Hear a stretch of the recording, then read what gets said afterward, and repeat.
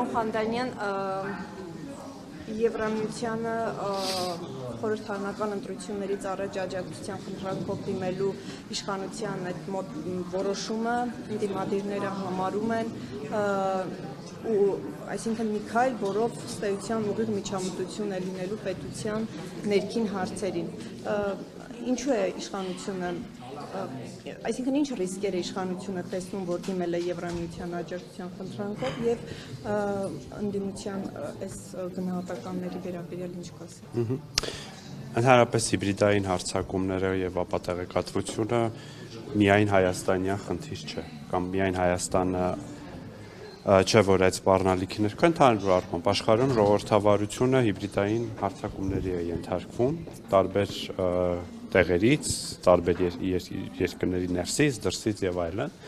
Եվ այս առումով Եվրոպական միությունը եւ մի շարք այլ կառույցներ, երկրներ ունեն որոշակի գործիքակազմ, որը ցույց է տվել որոշակի արդյունավետություն եւ այս տեսանկյուն սա հաշվի առնելով Հայաստանը ի թիվս այլ հարցերի, որոնք ամրագրված են նաեւ վերջին ստորագրված փաստաթղթում, սա եւս մի թեմա է, հարց է, որի շուրջ Հայաստանը պատրաստվում է համագործակցել Եվրոպական միության հետ, որովհետեւ Եվրոպական միությունը ունի այդ գործիքակազմը եւ պատրաստ է այդ գործիքակազմով կիսվել Հայաստանի Հանրապետության հետ։ Եվ այստեղ որևէ միջամտության հարց չի կարող լինել Հայաստանի Հանրապետության ներքին գործերին, որովհետև սա փորձի փոխանակման շրջանակներում է տեղի ունենում, իսկ ընդդիմադիր գործընկերներին ներքին միջամտության տեսանկյունից ես կուզենայի, որ դուք հարցնեիք արդյոք օրինակ ռուսաստանցի օլիգարխի միջամտությունը Հայաստանի ներքին քաղաքական կյանքին ինչ գնահատական դրան կտան արդյոք Հայաստանի քաղաքացի է եւ մի շարք այլ երկրների քաղաքացի է։ Այսինքն նրա մասնակցությունը ընդհանրապես քաղաքականությանը դա կոչվում է հիբրիդային պատերազմ։ Չէ, ես չեմ ասում դա կոչվում է հիբրիդային պատերազմ։ Դիմադիրները մեզ մեղադրում են Եվրամիությանը երկրի ներքին գործերի մեջ խառնելու, բայց երկրի ներքին գործերի մեջ խառնելու շատ ցցուն վառ օրինակներ ենք մենք տեսնում։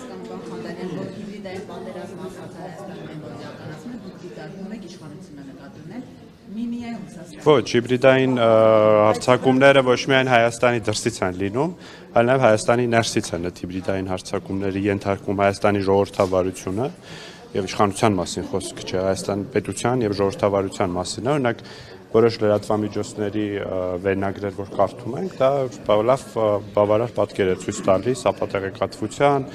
բայց հիբրիդային հարձակումները մենակ ապատեղեկատվության մասին իհարկե չէ, կիբերանվտանգության մասին են, որոշակի ֆինանսական ժամանակակից մեխանիզմների մասին են, որոնց այլ երկրներ ենթարկվել են եւ լավ կլինի, որ Հայաստանը այդ առումով դիմակայունություն ձեռք բերի։ Խանդանյան, իսկ դուք կիսում եք Եվրամիության պաշտոնյաների Կայա Կալասի, Գերմանիայի կանցլերի, այսինքն Հայաստանի իշխանությունը իրենք ուղիղ ասում են, որ Ռուսաստանից են գալիս այդ վտանգները, դուք նրանց հետ, դուք նկատում իշխանությունը համաձայն եք։ Հարգելի գործընկերներ, ռուսական պետական հեռուստաալիքների բովանդակությունը,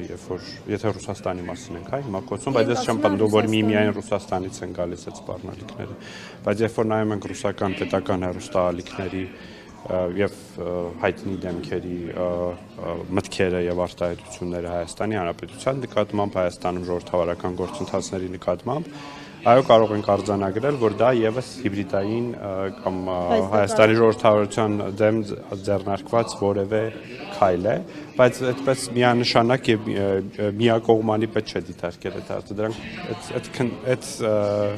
խնդիրները տարբեր կողմերից կարող են, այդ թվում եւ երկրի ներսից։ Հիմա Ես բավականին երկար ժամանակ երկար նախադասություններով բացատրում էի, որ դրսից մարդիկ չեն բերում, ես ասում էի, որ Հայաստանը համագործակցում է Հայաստանը չեմ համեմատում, ընդհանրապես չեմ համեմատում, որովհետև համեմատելի չէ, ես ընդդիմադիրները մեզ մեղադրում են, ես էլ ասում եմ, որ ավելի ցցուն օրինակներ կա, կարելի է ցցուն օրինակների մասին խոսել, իսկ Հայաստանը Եվրամիության հետ համագործակցում է ի թիվս այլ թեմաների, նաև Հայաստանի ժողովրդավարական ինստիտուտների ամրապնդման ուղղությամբ, այդ թվում եւ նմանատիպ սպառնալիքների եվրոպական գործիքակազմից օգտվելու համար։ Որևէ երկրի Ինչ են մեղադրանքները, այդպես չեն։ Հիմա ընդդիմությունը նաև մեղադրում է Եվրոպական միության դիտորդական առաքելությունը Հայաստանում տեղակայել։ Չէ, բայց դա շատ նման հարց է, որովհետև Հայաստանը համագործակցում է Եվրոպական միության հետ, նաև այդ ուղղությամբ եւ Հայաստանում հիմա գործում է Եվրոպական միության դիտորդական առաքելությունը, արդյոք դա միջամտություն է Հայաստանի ներքին գործին։ Ես կարծում եմ ոչ, դա միջամտություն չէ։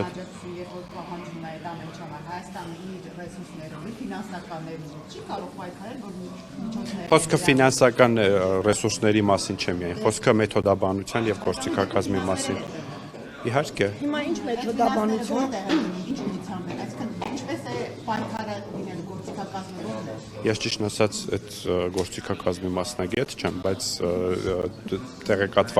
տեղեկատվության դեմ ինչպես են պայքարում։ Ավելի օրինակ մեկ օրինակ ասեմ, ստրատեգիական ռազմավարական հաղորդակցությանը ավելի լավացնելով պետական մարմինների, տարբեր կառույցների, լրատվամիջոցներին աջակցելով, որպեսզի լրատվամիջոցները ավելի դիմակայուն լինեն նման հարցակ, որտեղ լրատվամիջոցները եւս չէ, հարցակվում են դիմիկրատի։ Ոչ, նշանակում է, որ դիմակայունություն նշանակում է, որ ժողովրդավարությունը այդ սպառնալիքներից չի ընկճկում եւ ժողովրդավարական ինստիտուտ, մենք տեսել ենք նույնիսկ եվրոպական անդամ երկրներում մեջ ենք տեսել, որ այդ Ռումինիայում ընտրությունները չեղարկվեցին, որովհետեւ որոշակի ֆինանսական հոսքեր էին եղել, բայց դա մի օրինակ է, ես հույս ունեմ, Ես Ռումինիա եմ ասել, Եվրոպական միության անդամ է 2007 թվականից։ Մեզ հետաքրքրում է այդ գործիքակազմի կիրառությունը եւ արդյունավետությունը Հայաստանում։ Գումարը, որ Եվրոպայից կա ժողովրդավարություն ուժեղացնում եւ այլն, մենակ քաղաքացիների վերանախագելով ու ուսանելով ավելի նուրբ մեթոդներ կիրառվեն եւ կգործադրվեն, օրինակ էդության գումարը ինչպես կծախսվի։ Գումարը ես արդեն նշեցի, նախ խոսքը միայն գումարի մասին չէ, խոսքը մեթոդաբանության մասին է, համագործակցության մասին է։ Հայաստանում նախ դուրբ մեթոդների մասին իհարկե մեզնից շատ երկրներ պիտի սովորեն իրավապահ համակարգի գործունեության, ես կարծում եմ, երբ որ նույն Եվրոպական միության շատ երկրներում շատ ավելի բիրտ մեթոդներ են կիրառում տարբեր իրավիճակներում, այնուամենայնիվ Հայաստանը նաև տարբեր ոլորտներում, այդ թվում եւ իրավապահ համակարգի կարողությունների զարգացման տեսանկյունից համագործակցում է տարբեր գործընկեր երկրների հետ։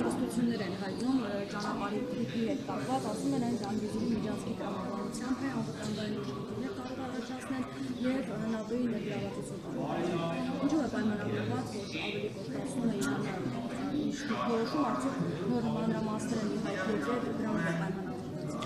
Չէ, որևէ նոր մանրամասն իհայտ չի եկել, թրիփը ինչպես կար, շարունակում է մնալ ենթակառուցվածքային նախագիծ, եթե կուզեք նաև որոշ առումով բիզնես նախագիծ, այն հայ-ամերիկյան երկկողմ նախագիծ է, այդ նախագծում որևէ անվտանգային բաղադրիչ չկա, դրա նպատակն է Հայաստանում ենթակառուցվածքների զարգացումը, նաև տարածաշրջանային ապաշրջափակման համատեքստում։ Իրանի մեր գործընկերների հետ միշտ տարբեր մակարդակներում հաղորդակցություն կա, դուք հիշում եք նաև, որ ավելի վաղ շրջանում, երբ որ նախագիծը նոր էր ներկայացվել Իրանի արտգործնախարարը եւ այլ պաշտոնյաներ հանդես եկան հայտարարություններով ասելով, որ իրենց անհանգստությունները փարատված են եւ եթե լինում է որևէ անհանգստություն օպերատիվ կերպով Հայաստանի Խանդանյան Հայաստանում չի կարող լինել ՆԱՏՕ-ի ներկայություն, որովհետեւ նախ Հայաստանը որևէ հավակնություն չունի ՆԱՏՕ-ին անդամակցելու, Հայաստանը ունի որոշակի շրջանակ համագործակցության ՆԱՏՕ-ի հետ, որը չի ենթադրվում որևէ կերպ ՆԱՏՕ-ի ֆիզիկական ներկայությունը Հայաստանի Հանրապետությունում ու ընդհանրապես թրիփի համատեքստում դրա մասին խոսելը կարծում եմ նպատակահարմար չէ, որտեղ թրիփը նորից եմ կրկնում ենթակառուցվածքային նախագիծ ընդհանրապես, այսինքն անհանգստացած չեք Իրանից հնչող այս գնահատականներով, նկատի ունեմ իշխանությանը չի անհանգստացնում Իրանից հնչող այս գնահատականները։ Չէ, մենք Իրանի մեր գործընկերների հետ մշտապես կապի մեջ ենք եւ երբ որ լինում են նման անհանգստություններ, ակտիվ քննարկում ենք այդ հարցերը եւ փարատվում են։ Նույնիսկ խորհրդարանական մակարդակում նախորդ շաբաթ գործընկերս Իրանից պատգամավորների էր հյուրընկալել եւ նաեւ այդ թեմաներն են քննարկվել։ Այստեղ ես որևէ անհանգստանալու բան չեմ տեսնում։ Բայց եթե փարատում եք, ինչու են շարունակում խոսել, պարոն Խանդանյան։ Եղել է հայտարարություն եւ բայց նաեւ եղել են դրան նախորդող հայտարարություններ, կխոսենք, կհասկանանք ինչն է խնդիրը եւ բանկան եւ մեր գործընկերները կխոսեն։ Եվ կարծվի Իրանի հետ մենք շատ լավ քաղաքական երկխոսություն ունենք եւ մեր հարաբերությունները չեն կարող որևէ կերպ ստվերվել որևէ նախագծի պատճառով։ Հնարավոր է եւ իրանական եւ օրինակ ռուսական ինչ-որ ընկերություններ ներգրավեն այդ ճանապարհի կառուցմանը, որպեսզի այս մտահոգությունները անցնեն, այդպիսի տարբերակներ քննարկում են, թե Տեսեք, այս պահի նման հարցեր չեն քննարկում, որովհետեւ այս պահին առայժմ քննարկվում է իրավական շրջանակը Հայաստանի եւ Միացյալ Նահանգների միջև պայմանագրի եւ կոնսորցիումի ստեղծման վերաբերյալ, այնուհետեւ բոլոր հարցերը պետք է Հայաստանի եւ Միացյալ Նահանգների միջև կոնկրետ TRIP նախագծի վերաբերյալ կոնսենսուսով որոշվեն, բայց նաև նշեմ, որ Իրանը այլ ենթակառուցվածքային ծրագրերում ներգրավված է Հայաստանում, օրինակ Սյունիքի մարզում հյուսարավ ճանապարհի շինարարության մի հատվածում, դե Ռուսաստանը չասենք, որ վաղուց է ներգրավված Հայաստանի ենթակառուցվածքային նախագծերում նկատի ունենալով Հարավկովկասյան երկաթուղիներ ընկերության կոնցեսիան Հայաստանում, ուստի այս առումով ես կարծում եմ մեր գործընկերությունը տարբեր մեր բարեկամ եւ ռազմավարական գործընկեր երկրների հետ բալանսավորված է։ Պարոն Խանդանյան, կներեք էլի հարց եմ տալիս։ TRIP-ի հետ կապված Ռուսաստանն ասում է, որ պատրաստ են քննարկել Թրամփի ուղու նախաձեռնության պարամետրերը Մոսկվայի հնարավոր մասնակցությունն այս նախագծում։ Նախ կխնդրեմ ասել ինչպես է Ռուսաստանի ներկայությունը հնարավոր եւ ռուսական կողմը նաեւ նշելով, որ Հարավկովկասյան երկաթուղին իրենց դուստր ընկերությունն է, ակնկալիք ունեն ըստ էության, որ պետք է TRIP-ի ուղու երկաթուղի հետ կապված էլ իրենք մասնակցություն ունենան։ Առաջ պատասխանեցի TRIP նախագիծը երկկողմ նախագիծ է Հայաստանի եւ Միացյալ Նահանգների միջև են բանակցություններ ընթանում, հետագայում որևէ կողմի, որևէ ընկերություն լինի, պետություն լինի, դրա ներգրավման հարցերը հետագայում են քննարկվելու ինչպես խաղաղության Վաշինգտոնյան հռչակագրում էր նշված կողմերի համաձայնությամբ, այսինքն կոնսենսուսով, ինչ վերաբերում է Հարավկովկասյան երկաթուղիների Հարավկովկասյան երկաթուղիների բալանսում գտնվող երկաթուղիները հստակ են եւ նոր կառուցվող Հայաստանի հարավով երբ որ կառուցվի նոր երկաթուղին, այդ երկաթուղին բալանսում չէ եւ ենթադրաբար TRIP ընկերությունն է այդ երկաթուղու շահագործումը։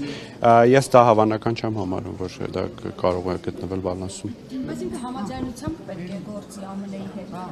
հետ։ Իհարկե դա որ հարցում։ Դա պետք է գիտեք դա բիզնես հարց է, այսինքն դա քաղաքական հարց չէ, դա բիզնես հարց է, այսինքն պետք է հասկանալ թե որ ընկերությունը ինչքան ներդրում է պատրաստվում անել, ինչ պարամետրերով եւ այլն, այստեղ ավելի շատ տնտեսագետներն ու ֆինանսիստները այս հարցին պետք է պատասխանեն։ Եվ այդ առաջարկը պիտի լինի, հա, դա թղթի վրա։ Հայաստանը բիզնես հարց է դիտարկում, բայց իրենք քաղաքական, պարոն Խանդանյան։ Ես չգիտեմ ճիշտ ասած, դա չեմ կարծում այդպես բեքբանկային փոխանցմամբ գումարը փոխանցել։ Դա ինչ-որ գուցե դասընթացներ լինեն, գուցե ձեր համար ինչ-որ նաև ինչպես ասացի լրատվամիջոցների ասոցիացիայի կազմակերպությունների ներգրավվածություն լինի, այսինքն դրանք ծախսվելու են գուցե դրանք որոշակի ծախսերի համար նախատեսված միջոցներ են, որը Եվրամիությունը ցանկանում է տա, բայց թե դա ինչպես է փոխանցվելու դրա մասին չեմ կարող ասել։ Վարչապետը ասում է, որ գործարկվի մոտավորապես առաջին 6 ամսի սկզբին մոտավորապես եկող տարի, բայց քանի որ այդքան անպարզ բաներ կան, Վարչապետը չի ասել, որ կգործարկվի, վարչապետը ասել է, որ մենք ակնկալում ենք, որ այս տարվա մինչև ավարտ այդ շրջանակը կհստակեցվի, երկրորդ մյուս տարվանից արդեն կսկսվի նախագծումը եւ հետո շինարարությունը, այսինքն գործարկումը դեռ ավելի։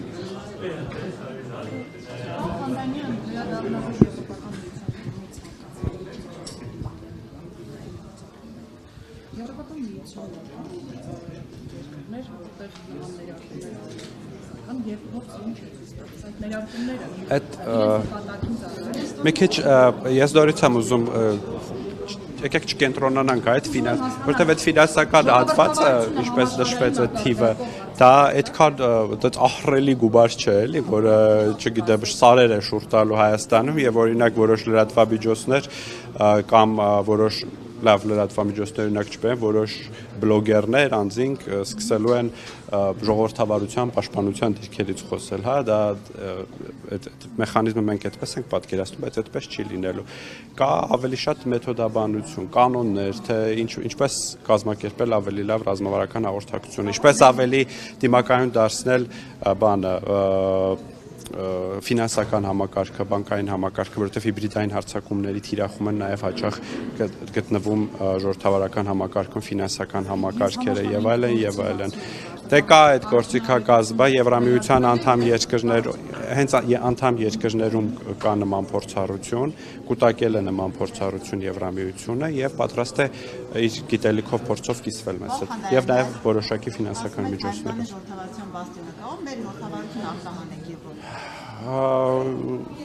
Թող Աստված ձեր ձայնը լսի եւ շատ երկրներ եւ ես կարծում եմ նաեւ Հայաստանի օրինակը կարող եղել է օրինակ այլ երկրների տարբեր շրջանակների համար մեզ փող որևէ մեկը չի տվել ժողովրդավար դառնալու համար Հայաստանի ժողովուրդն է այդպես որոշել։ Անդային ներեցին որ ինչ օրինակ մենք կարող ենք արտահանել ժողովրդավարության առումով Եվրոպայինակ Փարիզի Աստվածամոր տաճարից ինչպես քաղաքացու բերանը փակած դուրս հանելը, հա։ Ես խորհուրդ կտամ ձեզ երբեմն նայել օրինակ Ֆրանսիայում բողոքի ակցիաները եւ ոստիկանության գործողությունները եւ հետո նայել Երևանում բողոքի ակցիաները եւ ոստիկանության գործողությունները եւ գտնել տարբերությունները, հետո այդ թեմայի շուրջ միասին կզրուցենք։ Գործիքակազմիկ իրավունք նաեւ։ Ժողովրդավարություն, երբ որ պետականությունը, պետության անվտանգությունը սասանվում է, իհարկե համապատասխան ուժ կիրառելու լեգիտիմ իրավունք ունեցող մարմինները կարող են համաչափ ուժ կիրառել եւ դա բան, հա, միայն դա կանոն է ոչ թե միայն Հայաստանում, այլ դա համաշխարհային կանոն է։ Մտահոգությունը այն է, որում ուզենաք լրացնել, կարող է Կոնստիտուցիան օրինակ գործակալ հռչակել եւ կալանավորել։ Հիմա արդյոք այս ամեն ինչին հաջորդելու է կալանավորման գործը։ Ցանկություն լիներ, հիմա Հայաստանում շատ լուրջ կլիներ, բայց ինչպես տեսնում եք, Հայաստանում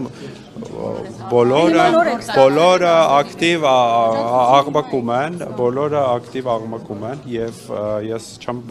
իսկապես անկեղծորեն չեմ հասկանում այս աժիոտաժը Եվրամիության օրինակ երբ որ Միացյալ Նահանգների հետ կիբերանվտանգության նաև կիբերանվտանգության եւ արհեստական բանականության համագործակցության վերաբերյալ հուշագիր ստորագրեց Հայաստանը փոխհմբռնման հուշագիր նման ակտիվություն եւ աժիոտաժ չկար բայց դա էլ է եւս նման գործիքակազմի ընդհանրում որ կիբերանվտանգության տեսանկյունից Հայաստանի դիմակայունությունը բարձրացնելու համար Պարոն Ղադանյան, քիչ առաջ Հայկ Մամիջանյանն ասաց, որ Եվրամիությունը այս գումարը փոխանցելով կանաչ լույս է վառում իշխանությունների առաջ, ընտրություններից առաջ, հնարավոր բռնաճնշումների համար, աչք փակելու համար եւ այլն կեղծիքների առաջ աչք փակելու համար, ինչ կասեք։ Հարգելի գործընկերներ, արդեն 7 տարի է բոլորը փորձում են համոզել, որ Հայաստանում ժողովրդավարական process-ն բոլորը չէ։ Ձեր նշած ընդդիմադիր շրջանակները, որ Հայաստանում ժողովրդավարական փոփոխությունները տեղի են ունենում դրսից թելադրանքով եւ այլն եւ ամեն տարի Հայաստանի ժողովուրդը հակառակն է ապացուցում, ուստի անիմաստ է նման բանի անդրադառնալ եւ երբ որ մենք օրինակ այլ երկրների փորձը ուսումնասիրենք, որոնք ունեցել են եվրոպական ձգտումներ եւ տեսնենք թե Եվրոպական միությունը, Միացյալ Նահանգները որքան գումարներ են ներդրել այդ երկրներում տարբեր ինստիտուտների զարգացման տեսանկյունից եւ համեմատենք դա Հայաստանի հետ, ապա Հայաստանը շատ էականորեն զիջում է այդ երկրներին, գրեթե 0-ի է ձգտում։ Նկարագրվել եւ հիմնավորել են, որ օգնություն արտաքին։ Դե դուք ամեն օր չեք հետևում։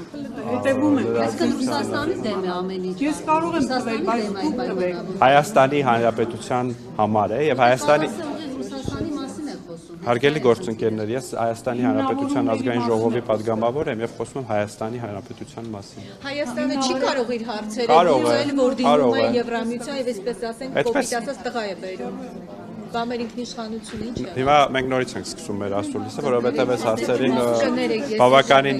երկար անդրադարձել եմ եւ խնդրում եմ հետ տվեք եւ նորից անդրադարձել։ Երկուս բառներ։ Նայրա Զորաբյանն ասում է Ասի հարց է տվել։ չէ, լավ չէ լսում, ներողություն Երկուս տվեք։ բառ։ Հապատեղեկատվություն, օրինակ բացեք մի քանի լրատվամիջոցի հիմա այս միկրոֆոնները տեսնում եմ YouTube-յան ալիքները եւ վերնագրերը կարդացեք ու դա կարդում են մեր քաղաքացիները Բացեք չեք գտնի չէ հապատեղեկատվություն որն է ասած չեք պարոն Խանդանյան, մամուլի ապատեղեկատվությունը Ես ավելի մեծ պապուլի։ եւ նաեւ կան կոնկրետ դե Ժողովուրդ ջան նորից եմ կրկնում այնտեղ կան ֆինանսական անվտանգության հարցեր, որոնք գուցե տեսանելի չեն, բայց նաև այլ երկրների փորձը հաշվի առնելով երևացել է, որ որոշակի ազդեցություններ են կրում նաև այդ համակարգերը, այսինքն թե hardware-ը, թե software-ը, ֆինանսական համակարգերի որոշակի խնդիրներ են առաջանում։ Ռազմավարական հաղորդակցության տեսանկյունից հաճախ բարեփոխումները, որոնք իրականացնում է պետությունը, դրանք թիրախային չեն եւ չեն հասնում լսարանի, սա եւս աջակցության մի ձև է, որը Հայաստանը երեք պարոն Բաբայան ասում էր Հայաստանում ուժով ժողովրդավարությունը տապալելու փորձերը պետքա կանխվեն։ Դա ինչի մասին էր այդ իր պնդումը։ Պարոն Բաբայան չեք հարցրել, երեք այդ հարցի պատասխանը։ Ժամանակ չէ։ Նկատի ունեմ կա այդպիսի վտանգ, պարոն Խանդանյան։ Այս ժամանակներում ինչի վտանգ ասես կա արկելի շովի։